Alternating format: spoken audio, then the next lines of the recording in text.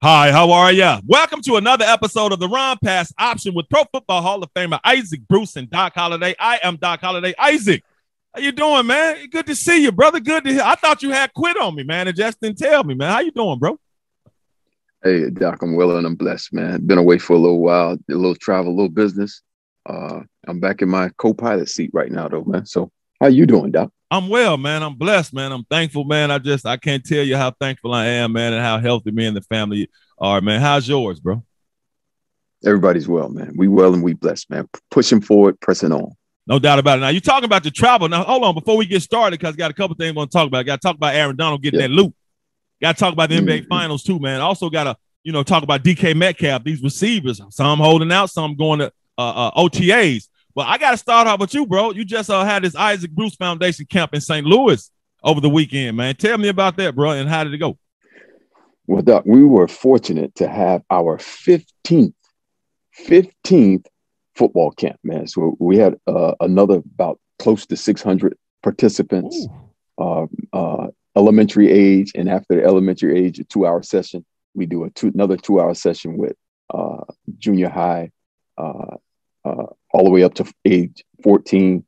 And it was good, man. It was fun. I mean, the participants, they learned the value of teamwork.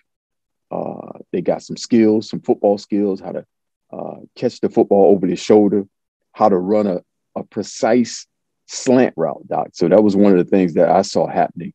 And we had actual quarterbacks, or everybody got an opportunity to have a center come from under the quarterback and deliver a ball to one of the other participants. So it was fun.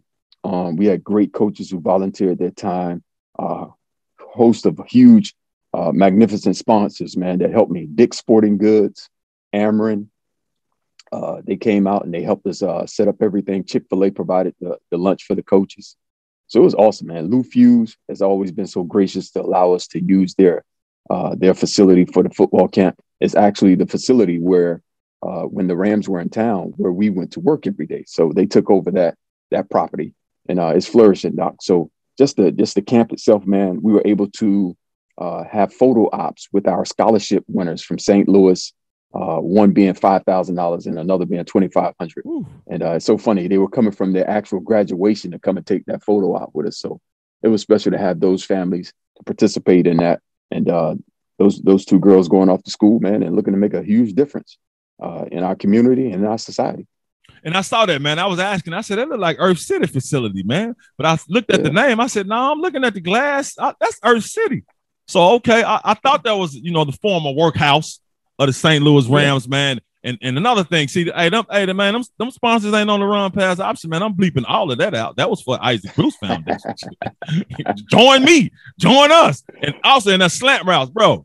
I know you're an excellent coach, but, man, even Deion Sanders said no one runs routes like you, bro. Come on, man. You can show them. You can show them, but can't nobody run. You the best route runner probably in NFL history, man. That's arguably or non-arguably, bro. So I'm pretty sure you showed them the mechanics of running a perfect slant route, but no one can, because no one has the kind of body control you have, bro. Well, it's a difference between running routes versus air and then running routes in a game, setting.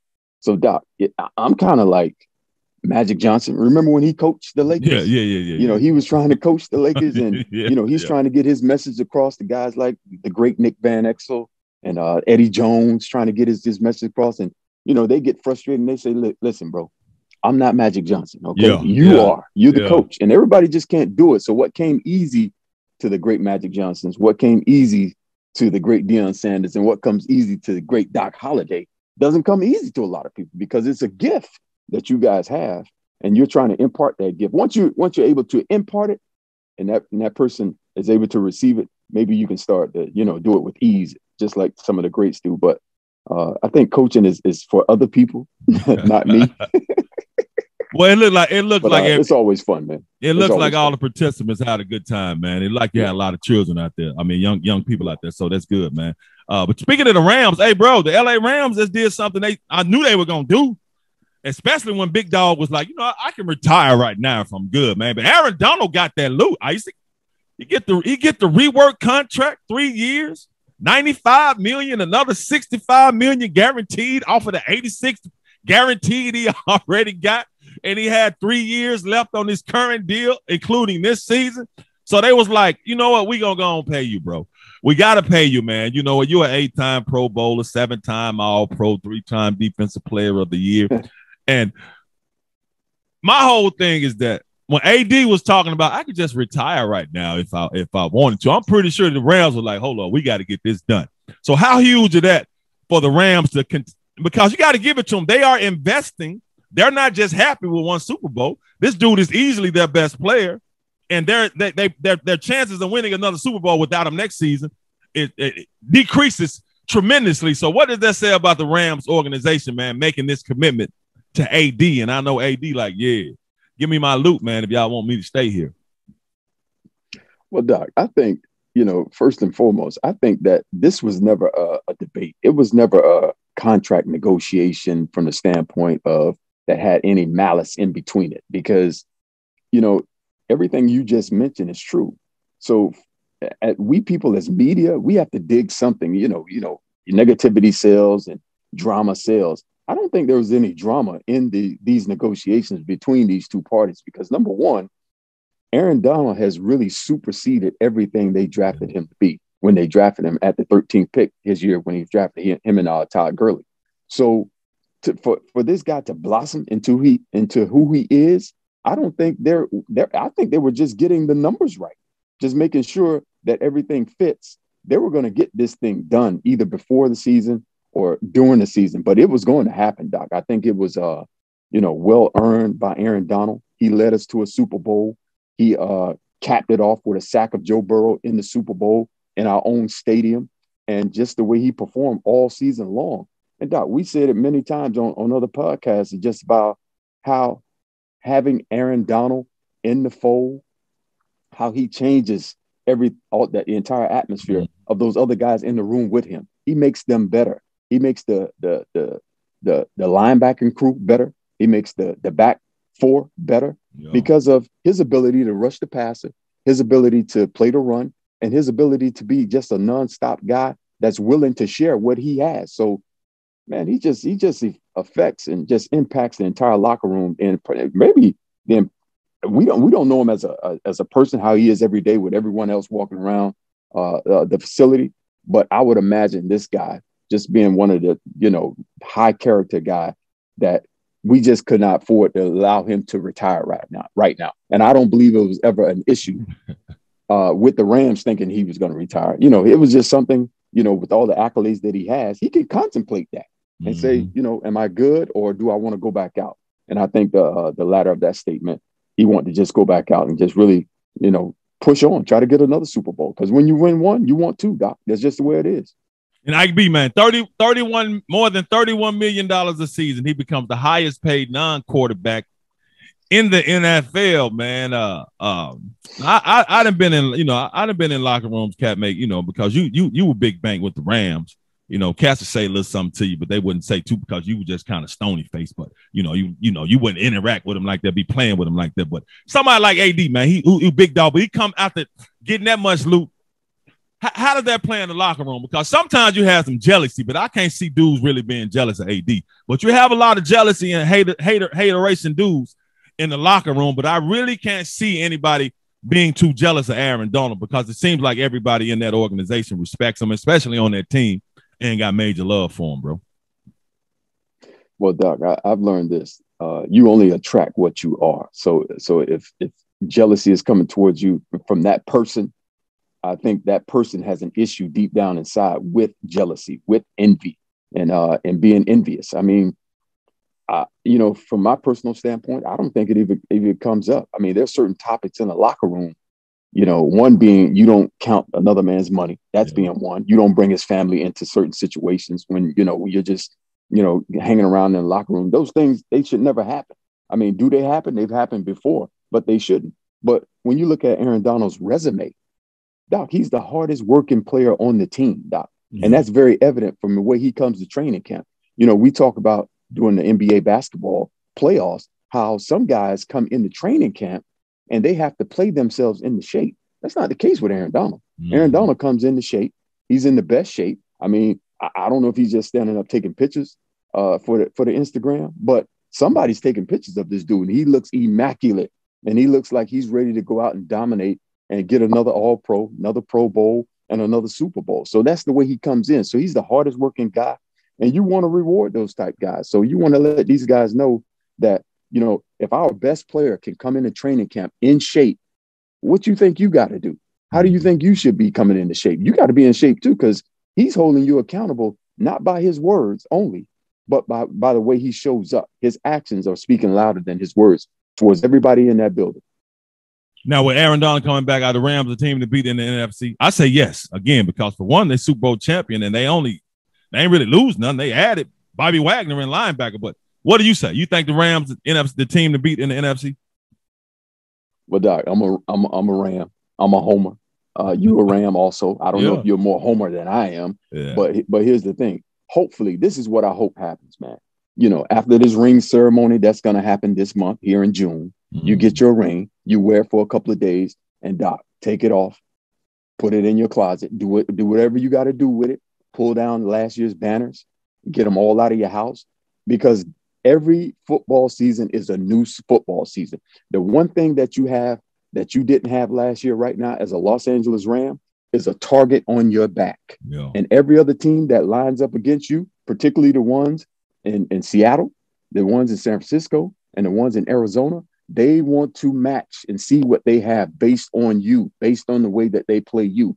And the other teams that get a shot at playing you this year, they're going to give you their best game. You already have the toughest schedule.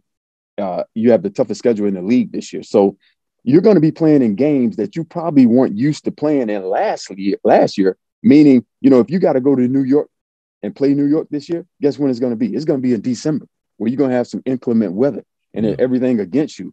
But I hope the Rams just wipe everything out of their memory for right now and just wait till they retire to really, really, really reap the fruit of their labors as far as winning Super Bowls, and just go back to work, Doc. Put your head down, go somewhere down in the valley somewhere and practice, get some of that heat, and get ready to play another season, man, because they're going to get everybody's best shot. Great damn advice, man. I want to ask you this too, because I just thought about this, and this still football, but Antonio Brown was on a podcast with Ryan Clark. You know, they used to play together in Pittsburgh. Antonio Brown said something. I wanted to ask you about it, because Antonio Brown, I guess he was telling the truth. That's why I asked the question about, you know, cats being jealous of your money when you get paid and you're on the NFL team. Antonio Brown was on there talking to Ryan Clark. I think Channing Crowder was Fred Taylor, your boy from Florida. He was looking. Antonio Brown said, "Now I'm gonna tell you something. When I got that money, especially when I got that first big contract, the first day I signed the $40 million contract, I came to practice the same day. Man, them dudes smacking me upside my head." He said, Ryan Clark sitting right there, man. Them y'all cats were jealous of me, bro. They were jealous of me, because Ryan Clark, when the dude smacked me upside the head, I cursed him out. Then Dick LeBeau said something, so I cursed Dick LeBeau out. And Ryan Clark screaming, he wasn't even in the drill, from across the field. See, I told you, the minute y'all gave him that money, he was going to change. And Antonio Brown said, "Oh, y'all were jealous of me, man, especially you, Ryan Clark, because you be signing autographs until I come. Then when I come, all the fans leave you and come over there to me." So and that's why I ask in situations like that, man, because I like Ryan Clark because he's well spoken, but I'm like, hold on, bro, because Antonio Brown basically said you are the guy that the coaches went to go try to calm down basically the rambunctious Negroes. And I'm like, damn, bro, Ryan Clark, was you that dude? I mean, not calling names, but you do have them kind of players on teams, man. So I was kind of looking at Antonio Brown differently, because I know what happens, but for him to share that and him to look at Ryan Clark and tell him, man, you was that dude, man. Basically, not calling him, but implying, he was the company dude, bro. Well, Doc, here's what I learned right here about money. Money doesn't change you. Money doesn't change anybody. Money is like, what money does is makes you more of what you already are, Doc. Let's just be real, man. Yeah. I mean, you can be at a point where, okay, if your contract is coming up in the next couple of years, you can keep a lot of stuff under the radar, but as soon as you sign that contract, Doc, you can sometimes say, you know what, I'm done being this two person. I'm done having two faces. I'm going to be a one face person to everybody. And there are people who some coaches will look over and expect some other guy to go calm this guy down, do whatever you can to calm it down. They may choose that because of the same skin color. They may choose that because, they always see you two together in the locker room, whatever, wherever he is, there you are.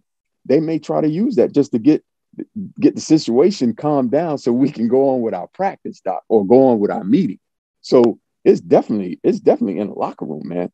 The locker room, Doc, the locker room is like something where every conversation, every topic of conversation is had, man. There's nothing held back. So when you get guys who host podcasts like we are and like they do, Doc, I mean, these two are on the field. You can't lie about what happened. You're going to have to tell the truth. And I remember what you did. You remember what I did. You remember my responses. I remember your responses. And that's what makes a great podcast. And these guys are just being who they are. It's hard to have two faces and really be successful, I believe, Doc. I used to be in that spot, man, where, I give one face to the media, but at the same time, I'm speaking and talking differently to my friends, to my family. And Doc, it's hard to do it, Doc. And it makes my mouth hurt trying to do that. So I got rid of that other face. And I just said, you know what? I'm going to be the authentic Isaac Bruce that I am. And if you don't like it, that's your fault, your problem, not mine. Yeah, big facts on that, man. Big facts. And talking about fault, I don't know who had fault with this, man, but DK Metcalf, Seattle Seahawks superstar receiver. DK, you want a new deal, bro? He's been in the league 3 years. He got more than 3,100 receiving yards, 29 touchdowns, more than 200 catches. But he wants a new deal. He's still under his rookie contract. He's set to make, I think, just under $4 million this year. That's after watching Tyreek Hill get almost $30 million a year. Devontae Adams gets $28 million a year. And his former teammate at Ole Miss, A.J. Brown, going from Tennessee to Philadelphia, he getting $25 million a year. So DK like, nah, you know what? I'm chilling. I'm good. Now, if he missed all 3 days of Seattle Seahawks mandatory OTAs, I think he's going to lose about $90-some thousand. But is that money worth trying to prove this point? And like, no, bro, I'm not going out there till y'all pay me, man.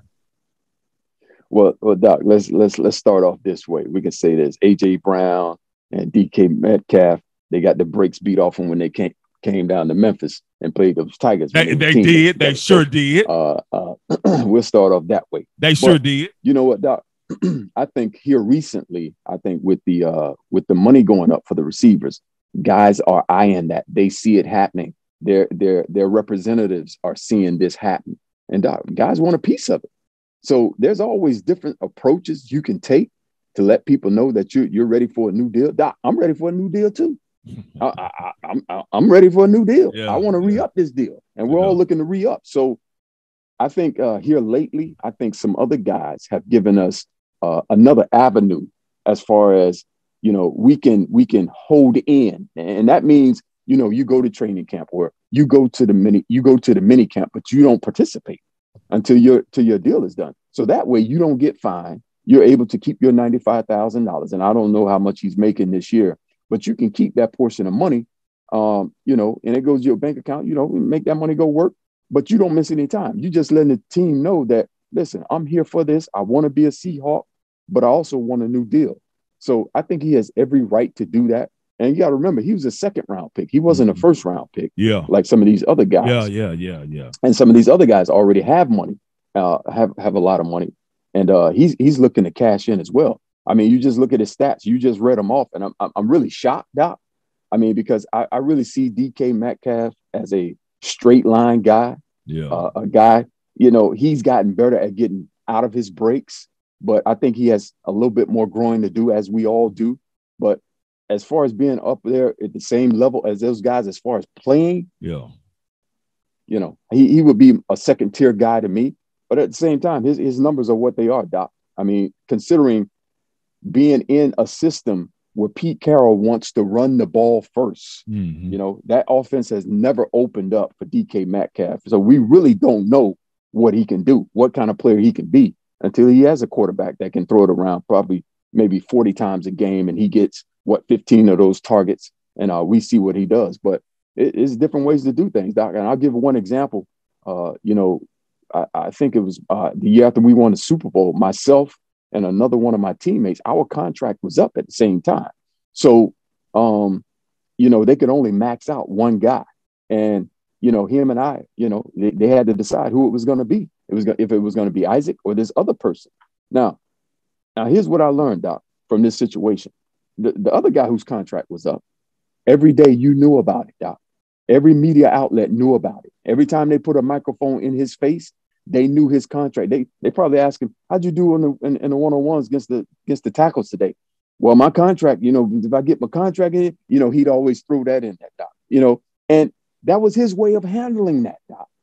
Fortunately for me, I had been taught a little differently, Doc. So, for me, I felt like I would keep it as low key as possible, not really answer questions about it because, it was in my control. It wasn't out of my control. So basically what I did, man, I took some of my biblical principles that I had learned from the word of God about seed time and harvest. Mm-hmm. I believe Genesis 8:22 says, as long as the earth remains, seed time and harvest shall not cease. So what I did, man, I went and got some monetary seed, and I sold it to one of them, to the parish where I was worshiping at that time. And Doc, I kid you not, the decision maker at that time for the Rams, he said this. He went to the owner and he said, "You know what? This entire training camp, we have two guys whose contract is up. One guy has been telling us about his contract, how he needs to do this. He can't practice until he does this and this and that and all of this. And we had to hear this all day. The other guy ain't said a word. Let's do the guy's contract who hasn't said a word all summer long, and let's go ahead and re-up him." And Doc, as I sit here, I was the one that got re-upped, and the other guy had to leave. So there's more than one way to skin a cat. There's the right way, and then there's the opposite way, Doc. So if you get something out of that, man, God bless you. All praise to the Most High. And I think the other guy he's talking about is Kevin Carter. I say his name. He ended up going to the Tennessee Titans. Isaac is not going to say. I've been around Isaac for more than 30 years, so I'm well aware of this situation. So he's talking about big Kevin Carter, KC, good guy now. Big dog, Florida Gator. I mean, a good dude, but it is what it is, man. So that's who he's talking about, people. He's saying the other guy. I'm telling you who he is. It's Kevin Carter. So I got you. It is more than one way to skin a cat, man. So hopefully DK gets his loot. But I'm with you, bro, because that's what I wanted. That's what I wanted to ask you. What tier is he on? Because I don't think you on the 30 million to 25. It ain't me to say that, but I don't think you on that tier. But 17, 18, 20. Okay, bro. I see that based off how people getting paid now. Yeah, because the jury is still out, Doc. Because, like I said, he's been rolling with Russell Wilson. And granted, Russell Wilson, he wanted to open it up. Mm-hmm. They wanted to let Russ cook. But at the same time, their offense became so predictable that it kind of stunted the growth of maybe DK Metcalf because the entire route tree wasn't open to him because they were a run-oriented offense, man. And they were looking to run the football first. That's just Pete Carroll's mentality. Play good defense, run the football, and stop the other team from running. That's just what they do. So now, if his DK Metcalf's wings have been clipped just a little bit, maybe so. I'll say yes to that. Now, and now you lose Russ. Yeah, you don't have Russ anymore. Yeah. So now you have a different quarterback in there. You never played with him. You're not going to know him until you go to training camp. If you go to training camp, it is solely based on if you get a new deal or not. And Doc, I think with the right coaching, with the right scheme, with the right quarterback play, DK Metcalf could be one of those guys. But as far as his production is concerned, that's what the general manager, the owners are going to be basing off the amount of money he receives based on his production already seen. So his hands are kind of tied right now. So his film is already out there. So they got to go and watch the film and determine, where does he fit in the slot of those guys who are getting that money, like the kid in Buffalo, like the new kid here in Miami. It's just going to be up to him now. And speaking of production and speaking about hands being tied, man, it's hands not tied and defense as well, man. This NBA Finals, bro. Celtics and Warriors, man, as record time, which is today, Wednesday. Game 3 is tonight, but this series tied at 1 game apiece, bro. Boston surprised Golden State in the first game, came out, went crazy on their ass in the fourth quarter and won the game. Game 2, Golden State at the crib. You don't expect them to lose 2 games in a row, and they don't. They didn't. So they went crazy in the third quarter and shut that down. But they've been winning, man. And my question I want to ask you is because Klay Thompson have been shooting well. Steph Curry doing his thing. He hooping. That's what you expect from him because he wants an NBA Finals MVP. And I think if they win this Finals, he'll get it. But Klay Thompson is, he playing like hell right now. So can the Warriors win, bro, if Klay Thompson keeps shooting like SHI, the other T? Can the Warriors win if Klay Thompson not shooting well? Because in game 1, he had 15 points, 6 of 14 from the field, 3 of 7 from three-point range. We know he's a three-point shooter, and they lost. Game 2, he came back just 11 points, 4 of 19 from the field, 1 of 8 from three-point range, can't hit nothing, and they won. So do you think Golden State can beat Boston, man, if Klay keeps shooting the ball as horribly as he's shooting it right now? Well, Doc, I think it'll be tough slaying because, when you talk about the Splash Brothers, you're not only talking about Steph Curry, you're talking about Klay Thompson as well. So those two right there are what's considered the best shooting backcourt ever in the history of the NBA basketball. So, he's still garnering attention. He still has that rep of being Klay Thompson, where we see where he's getting open shots, but those shots are just not falling. I think in game 2, we seen him get to the rim a couple of times, Doc. Yeah. His mid-range, he was shooting over and he was missing layups. I think the biggest thing that's happening right now with the Boston Celtics being the number 1 defensive team in the league all year, and particularly in the playoffs right now, they're forcing him off the 3-point line and they're making him put the ball on the ground. Some guys aren't used to doing that. I remember when we playing our Saturday games, you're just a catch and shoot guy. I knew that. That was a scouting report on you. So what I would do is I would run at you and attempt to make you put it on the ground. I would force you to give a quick pump fake, but you stay behind the 3-point line and shoot it again. So I think that's what's happening to Klay Thompson. They're making him put the ball on the ground, which he's probably isn't used to. Doc, you got to realize he's coming back from 2 horrific injuries right now. Yeah. And he ain't played that much basketball. So I think he'll be better next year than he is this year right now. But at the same time, they need him right now in these finals. They need him to make some shots. I think he will. I think he's a guy that he works at his craft. I heard from another report how he goes and watch former game 6s that he's been involved in. We've seen this guy hit 50 points, 60 points with only 11 dribbles. So that being said, that scouting report is out there that force Klay Thompson to put the ball on the ground, try to get by you and score at the rim.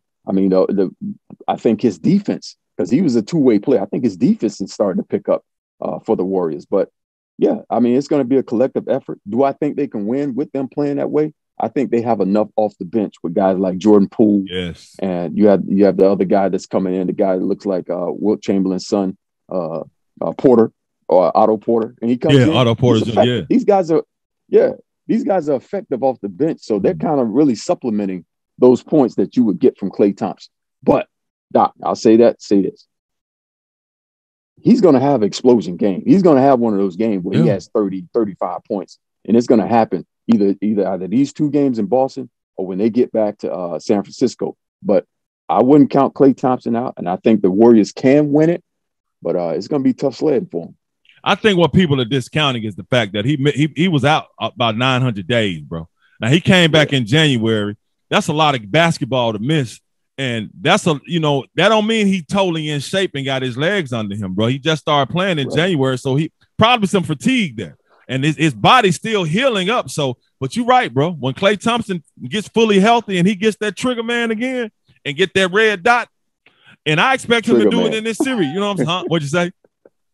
You said that trigger man, that Memphis trigger man? That Memphis trigger man. When he get that Memphis trigger man and get that red dot, bro, they better watch out, man, because I'm telling you, dog, when he gets back fully healthy, he is one that can get loose on him. But you're right. You made a point, man, because when he's ineffective, because Jordan Poole, and you made game 1 when they lost, Klay Thompson didn't shoot well. Jordan Poole didn't shoot well. Either he had 9 points. But game 2, Klay Thompson didn't shoot well. Jordan Poole did shoot well, and he had like 17 points. hit that half court shot. So he is the one that helps make up for what Klay Thompson isn't doing well. So, but I still like the way Boston playing, man. And head coach Ime Udoka, man, that brother, man, doing an excellent job with Boston. I think he didn't already won the season. Even if they don't win this series, he's won the season by being the first-year head coach, man. How impressed are you with what Ime has done, able to turn that team around when they was like in a hole mid-season, and how he has them guys right there right now? Because I don't think he's getting enough credit, man. Cats have to respect you and really know what you're talking about, especially in the NBA when they money guaranteed, when they ain't got to listen to your ass. So how impressed are you with Ime with what he's done, man? I'm very impressed, Coach. I think with Coach Ime, I think the better coaches in that league and any league are the coaches that coach everybody, Doc. I mean, everybody gets coached. You see at times when Jason Tatum is walking to the bench, he's getting coached. Jaylen Brown is getting coached. Marcus Smart, they're getting coached. He's saying something to these guys and making sure these guys are in the right place. And he's done a tremendous job, Doc. I mean, starting off in round one, he swept the Brooklyn Nets. He swept them with KD and with Kyrie. That was the only sweep of this entire playoff. So, and then from there, he beat the defending champion Milwaukee Bucks with Giannis, one of the ascendings, probably the face of the NBA right now. And then, unfortunately, he ended up beating the Miami Heat, who stands for culture, and guys who's been there. They have championships as well. So he's been able to push the Boston Celtics to the NBA Finals, tied right now at 1-1, and pushing and giving the Golden State Warriors everything they can handle. So he's done a tremendous job. I don't think he gets enough credit. I think he's really, once again, a pioneer, one of those apostles that are opening the door for a guy like Darvin Ham being in Los Angeles right now. Guys who have been career-long assistant coaches finally getting their opportunity. And Doc, let's be real, they've seen it all. I mean, Ime, he's coming from under Greg Popovich, who's won some championships. They've seen it all as far as making adjustments, how to slow down a superstar that you're playing against, how to get a superstar a ball, get him the ball that's playing with you. They've seen it all. So just to be in that lead seat, the guy only standing up on the sideline right now, he's done a tremendous job. And the NBA and NBA teams have done a tremendous job by getting the magically melanated head coaches, man. 30 teams, 15 of them are magically melanated, a.k.a. black man, bro. So salute to that, man, getting those opportunities to coach. And Darvin Ham with the Lakers now going with LeBron. I mean, I'm glad that young fella, I mean, he ain't no young fella. He older than me, but, he's getting that opportunity to do that, man. And it's good to see these brothers getting these chances. Well, they're getting opportunities, not just chances, because that's the difference, getting the opportunity and getting a chance. So I love the way what Coach Ime is doing. And before we get out of here, though, man, salute to the Miami Heat, though, because you probably didn't listen even after y'all lost. I gave y'all major props, man, since you say I don't be talking about him, because Jimmy Butler did everything he could. Playing hurt, bro. Playing hurt. Yeah. Them last two games, dude fought through all of that, man, and pretty much willed them almost by himself to beating a great Boston Celtics team with the great head coach and Ime Udoka. Now, what do you think y'all need to do, man? Because Jimmy Butler did everything he could. Your boy Bam, man, he got the bro. This is what I said, Isaac. Bam Adebayo gonna mess around and get his ass packaged up out of there this offseason, dog. Because he didn't show up when they needed him to show up. And they need another dog to go with Jimmy, who's ready to be doggish all 7 games. And Bam Adebayo was not that dude, man, because he let Robert Williams III pretty much punk him, bro. So I want to let you, give your Miami Heat some props, but I'm giving them props too. I'm not just giving you the floor on Miami, bro. They balled out. Victor Oladipo coming back healthy. He's that dude. He can become that dude, but Bam got to give y'all something, man. And Kyle, dog. Pat Riley said Kyle he need to lose some weight, dog. He was a little toughy there. He was a little fluffy, bro. I mean, but what do you say? Well, go ahead, bro. Go ahead. But listen, if anybody knows about fluff, if everybody knows about fluff, see, hey, but if anybody what? Correct. If I'll throw the rock and I'll let the dog do the barking. So, listen, let's say this, man. Let's say this. The Miami Heat, and we just talked about the Boston Celtics. They have a coach where he coaches everybody. The same as Pat Riley. Pat Riley, his effect on a lot of coaches in his league, you can see it.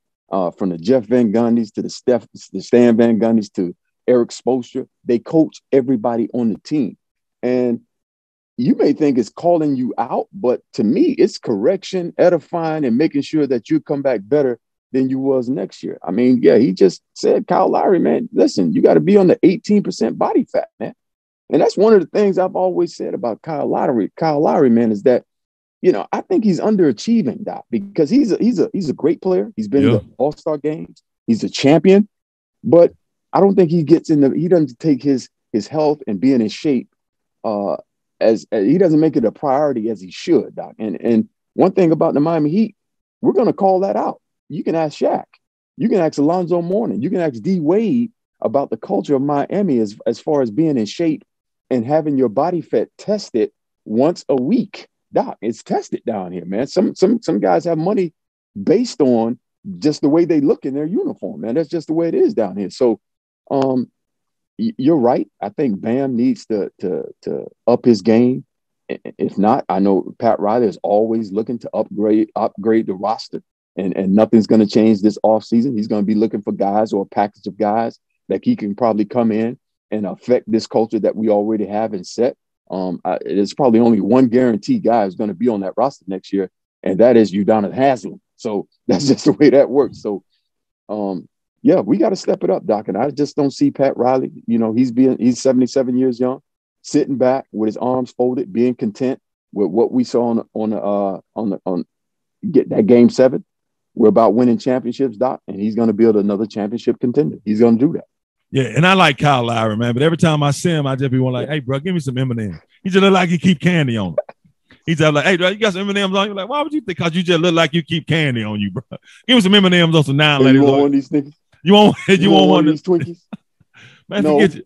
No, you see, that's what I asked you one time. I said, bro, you want one of these cupcakes? You were like, man, that's just fat. I know that's why you saying it. You like, man, that's just fat. I'm like, hold on. What, bro? I like cupcakes, man. You know what I'm saying? But I had to eventually, as I got older, I need to drop a little weight. I don't need to be 230, 240, but that's how he look. But and lastly, Udonis Haslem, what, dog, is he a player coach or? I mean, I'm with it. Yeah. Okay, so Doc, there's been you I don't know if you remember. I mean, I wasn't here around, you weren't around, but Bill Russell, he was a players coach for a while. You know, we've seen player coaches, guys who can, you know, set the culture. We remind the locker room of the culture. Sometimes the locker room team they may rebel against the culture a little bit, but he's the reset guy. Make sure everybody gets back on the same page. Hey, man, this is what we do. We don't do it like that. This is how we're going to do it. Okay. And they may ask, okay, why are we doing it like this? And all he has to do is point to the Raptors. We got championships based on the way we did this right here. So, I mean, he's that coach in the locker room. And I think he's been doing it for the last, 19 seasons, you know, with the Miami Heat. And if we have a roster spot for him again, he's going to be plug and play, plug him right in, let him play. Now, okay, because I wanted some clarification that he the reset guy. He's not the gun line guy now, right? He not gun line ball. He ain't the reset. Okay, the reset, all right. Because I'm like, are you the gun line? Are you the gun line guy, dog? Or you the reset guy? Don't be the gun line guy, dog. Don't be that guy. But I got you, man. Anything else you want to add, man, before we get up out of here, bro? No, man. It's great to be back in the co-pilot seat, man. I think the show's it's awesome and growing. The listeners are multiplying and having a good time doing it, man. They really are, bro. I mean, they really are. I try not to check the numbers too often, but they are growing, bro. And the Run Pass Option YouTube channel. I'm put this up because I try to wait till you on the show to put it on the YouTube. You know what I'm saying? So good to see you again, brother. Good to hear your voice. And that's gonna do it for another great episode of the Run Pass Option with Pro Football Hall of Famer Isaac Bruce and Doc Holliday. We talk sports because we know sports. We out.